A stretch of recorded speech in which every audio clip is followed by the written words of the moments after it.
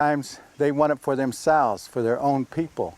Like, I'm not going to take sides into political issues here, but what I'm trying to do is help free up some land so these people have a place to live. I don't think it's asking too much.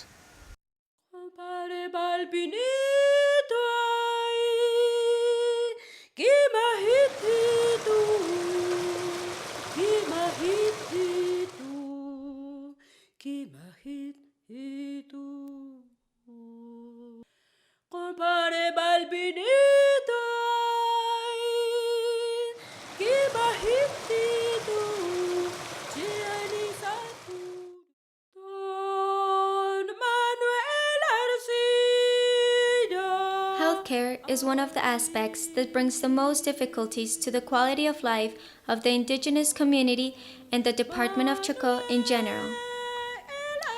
A high percentage of diseases caused by the poor nutrition are one of the common characteristics of these communities.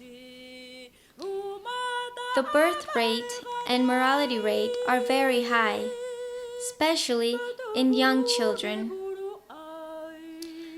The most common diseases are acute diarrhea disease caused by the scarce potable water and the poor health infrastructure, respiratory infections caused by the difficult conditions of the jungle, which also cause diseases like malaria, marsh fever, skin infections, typhoidea, cholera, and marsh fever. Associations with nutritional deficiency like tuberculosis. Also, diseases produced by animals and insects that bite the indigenous and produce a variety of symptoms and infections.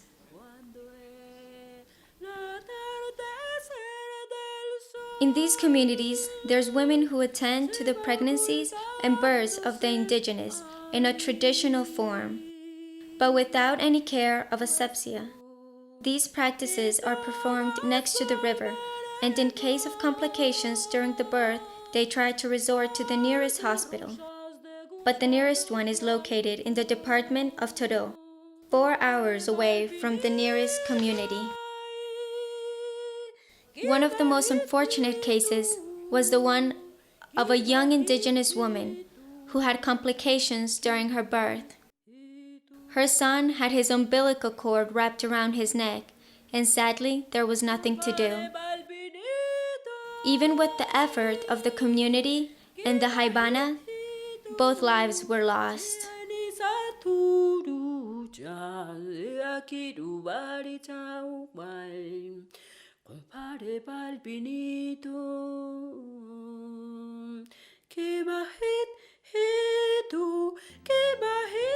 This painful event left the community mourning.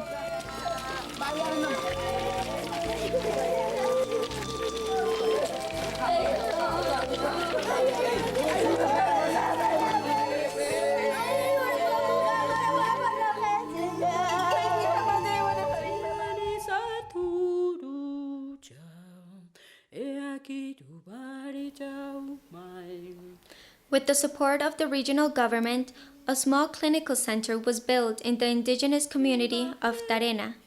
This medical center does not count with the necessary infrastructure so it can operate. It serves as a point for the sickest people, where the medical promoter takes sample and analyzes them under his microscope, trying to identify the pathogen of the malaria and marsh fever.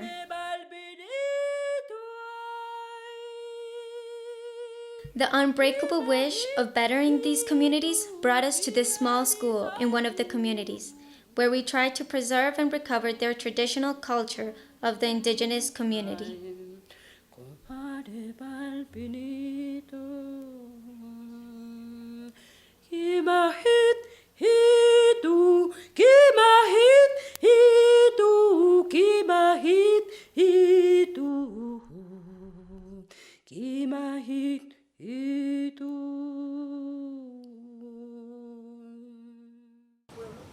Well, we're about to wind up this documentary, and we've been on the river and in the mountains in the city, and believe it or not, these are displaced Indigenous, we're in the city limits of Armenia, but these people don't have nowhere to go except in very bad situations.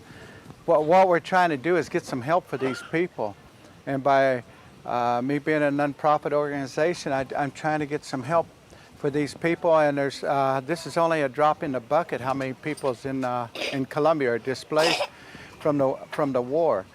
And what we're trying to do is get them decent living places and doctors and medical. I've been to the government, and they say the people are here illegally, and these are the natives of Colombia. And I don't know how they could be illegal if they were originally here before. But I understand their situation. We had the same problem in the United States with our American indigenous people, North America.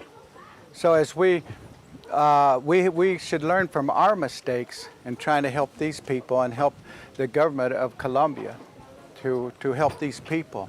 They're down to begging on the streets, but people kind of ignore them, say they do that as a profession. But I know for a fact, and knowing these people and lived around them and trying to help them, that they are not, they're not scamming the people. They're just trying to feed their children and kind of gives them some clothes. But you can see the mud and the filth in here. And there's a river right back here, a creek, that is polluted really bad and it smells bad. You can't even hardly go back there. And it's not from these people, it's from the sewer of Armenia. But we've been to the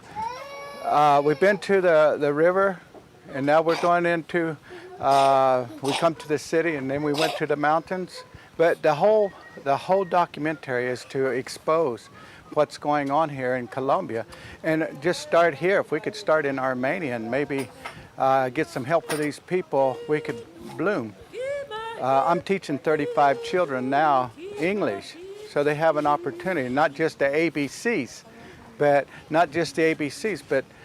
that they can speak fluent English.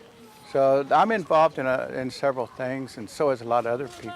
But that's about it. Here's the situation. So now what are we going to do?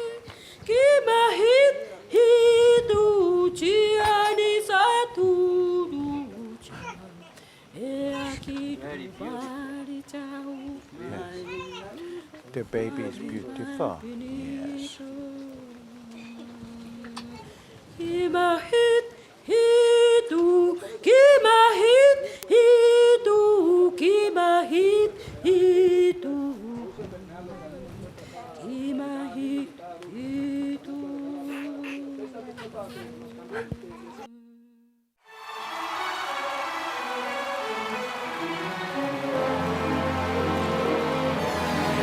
I was born by the river